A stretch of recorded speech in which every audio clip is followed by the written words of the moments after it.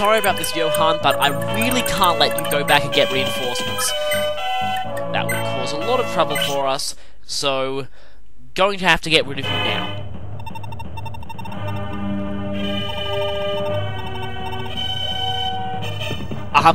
Okay, I don't think you're in the right situation to be saying that.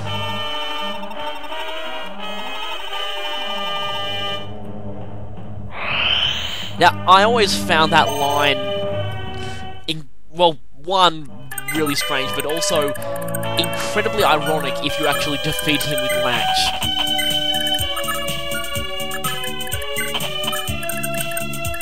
Just kind of speaks for itself.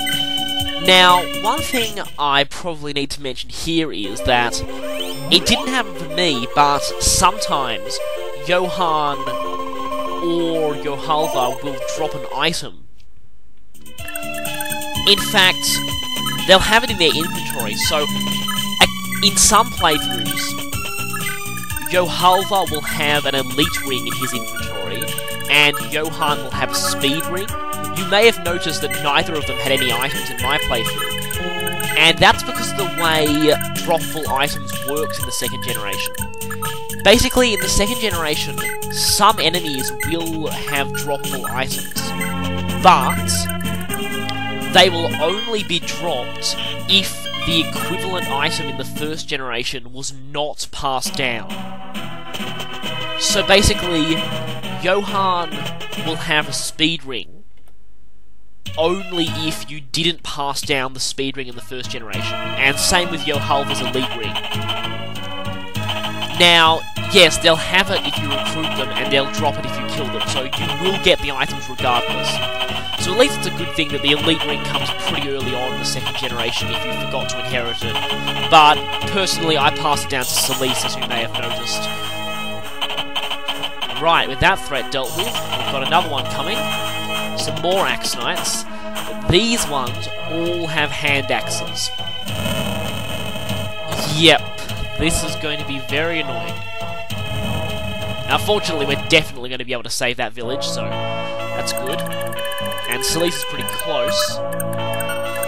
And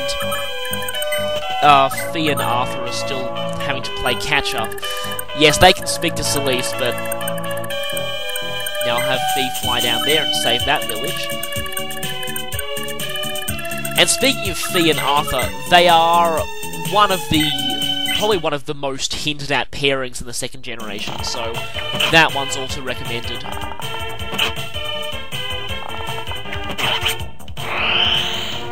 Lester does tend to activate Duel an awful lot.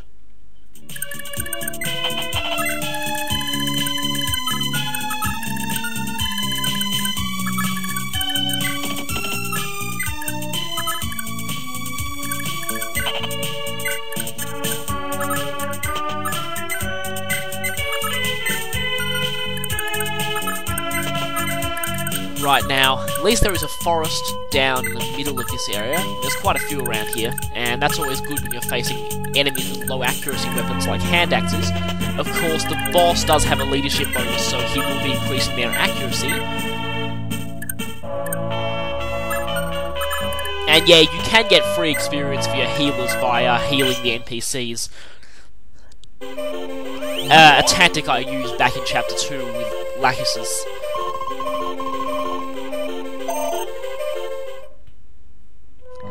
They've got quite an interesting army logo, though. That looks like an Isaac logo, yet these guys are actually, technically Dozzle soldiers. Well, they're Dozzle's occupation force, but anyway. Right, now we need to get ready to receive the inevitable charge of these guys. Of course, the NPCs are probably going to help us by taking the charge for us.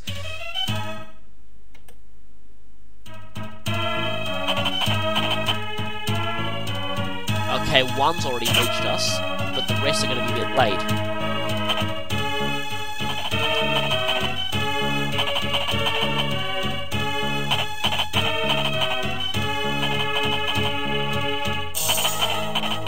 I mean, I don't want to speak too soon, because maybe that NPC had high defense, but from the looks of it, these hand axes are pretty pathetic.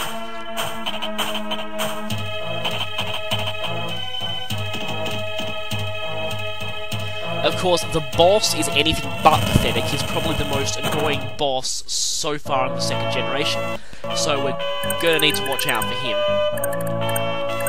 Now, Lester is very close to leveling up, so I think I'll let him get this kill. Just using the hero bow to ensure I actually get the kill. Very useful to pass that down. In most cases, he'll be getting it. Because, you know, if you pair Edain with either Midale or Jamaica, you'll be getting this bow. Oh, actually, it's no surprise he got resistance, seeing his mother was a priest.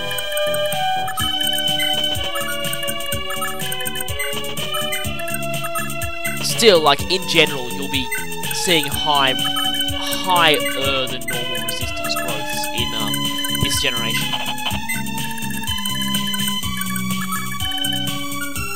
Yeah, watch out for him, because he's got a pretty dangerous item. I'm not saving that village just yet.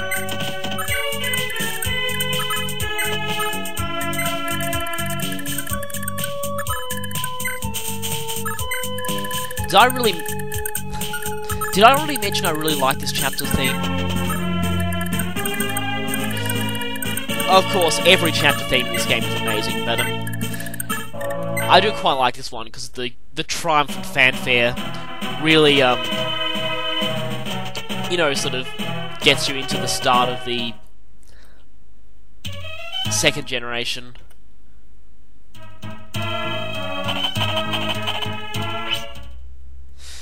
Right, here come the Axe Knights.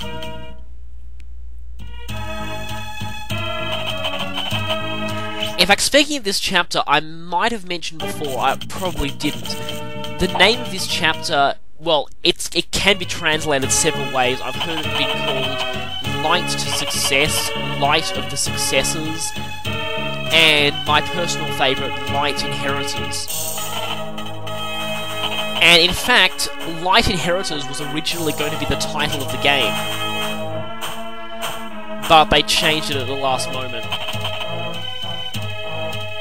For some reason, I had a feeling that if this game was ever either remade or released overseas, then that would be its international title, Light Inheritors. I actually think it kind of fits a bit more. Well, I think that the main reason they changed the title is because this was made quite a while ago, but let's just say one of the terms used in this game's Japanese title would have really unfortunate implications today.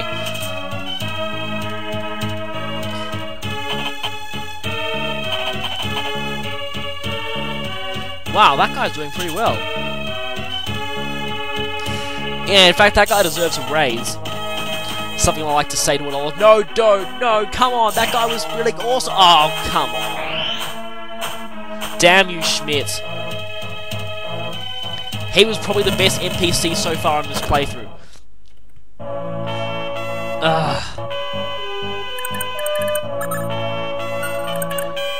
Right, we've taken the hit, now it's time to counterattack. And now would seem like a good time. Oh, I viewed the summary screen too quickly, but if you do view his summary screen, you'll notice that he has a hero axe, which is droppable. Now, as I was saying, now would seem to be a good time to rush out and kill the boss, but because of the fact that he has a droppable hero axe, I really want to finish him off with Johalva. In fact, yeah, so it's highly recommended that you finish him off with whichever axe brother you got. In fact, alright, I'm going to attack him now, but or not. Yeah, that probably wouldn't have been a good idea. Anyway, but in fact, the hero axe that the boss has is actually Lex's hero axe. Yes, there are actually some enemies that will drop the very same weapons that were retained in the first generation. You can tell because they retain their kill count. So yes, yep. How he managed to get his hand on Lex's Hero Axe, I have no idea. Although I'm pretty sure he drops it even if you miss the event for Lex in the first generation. Of course, Luna's going to help here, these being Axe Knights and a Great Knight. Now, hopefully my healers are going to get into a position where they can't be attacked.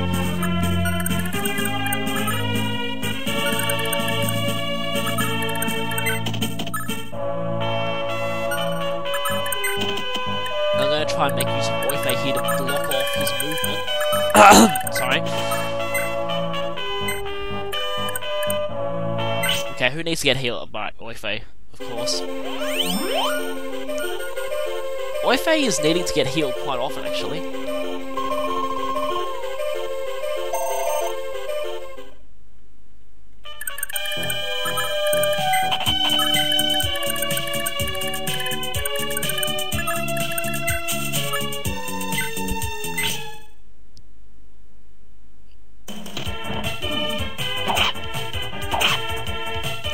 Now, one thing I've noticed about Fee is she has a tendency to activate Continue an awful lot. Which, well, certainly really useful. Yeah, and of course, expect for me, Fee to gain an absurd amount of speed. Because, you know, of her father.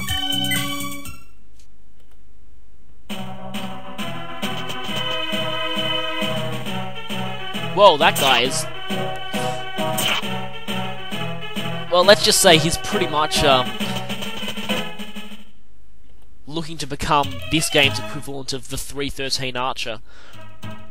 Although, personally, I've never actually encountered the 313 Archer myself. I did have a sniper in 312 get a lot of consecutive criticals. Maybe that's his brother or something. I don't know. For those of you who don't know, the 313 Archer, it's an infamous thing that happened on Part 3, Chapter 13 in Radiant Dawn. There tends to be a certain NPC who has a habit of charging into the enemy and generally being awesome. Then again, every game has the potential to have NPCs who do crazy stuff and NPCs who fail miserably. It seems this chapter, though, is going to be the NPC epicness one.